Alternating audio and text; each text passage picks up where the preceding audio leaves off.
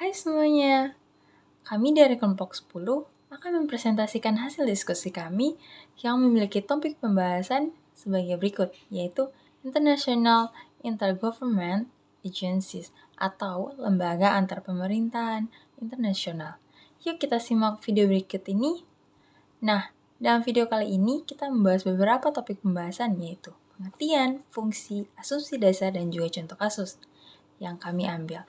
Nah, pembahasan yang pertama akan dijelaskan oleh teman saya Gilbert Forney. Baik, saya akan menjelaskan pengertian dari Bappenas. Bappenas adalah Badan Antar Pemerintah Nasional, salah satu lembaga pemerintah non-kementerian di Indonesia yang bertanggung jawab dalam perencanaan pembangunan nasional. Bappenas didirikan pada tahun 1963 dengan nama Dewan Perancang Nasional dan kemudian berganti nama menjadi Badan Perencanaan Pembangunan Nasional pada tahun 1963. Bappenas bertugas untuk menyusun rencana pembangunan jangka menengah dan jangka panjang, serta mengkoordinasikan pelaksanaan program pembangunan nasional.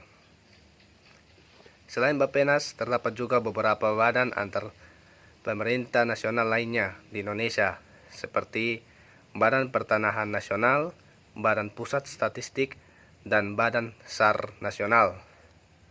Badan antar pemerintah nasional ini memiliki peran penting dalam memastikan koordinasi dan kerjasama antara pemerintah pusat dan daerah dalam pelaksanaan program pembangunan nasional. Berikut adalah beberapa fungsi Bappenas.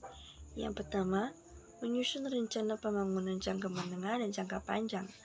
Yang kedua, mengkoordinasikan pelaksanaan program pembangunan nasional.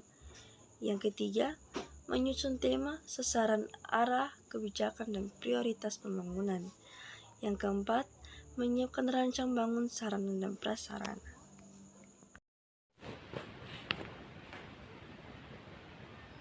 Asumsi dasar mengenai Bappenas adalah sebagai berikut. Yang pertama, Bappenas merupakan lembaga pemerintah non-kementerian yang bertanggung jawab dalam perencanaan pembangunan nasional. Yang kedua, Bappenas memiliki peran penting dalam memastikan koordinasi dan kerjasama antara pemerintah pusat dan daerah dalam pelaksanaan program pembangunan nasional.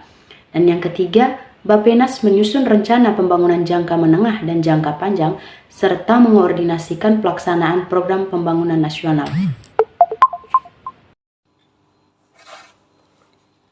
Baik, yang berikutnya saya akan menjelaskan tentang contoh kasus. Nah, contoh kasus yang kita ambil kali ini yaitu program pembangunan atau peningkatan jalan dan jembatan.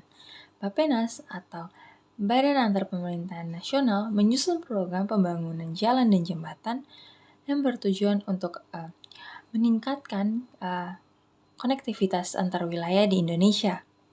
Nah, program ini itu melibatkan berbagai pihak, termasuk pemerintah daerah dan swasta.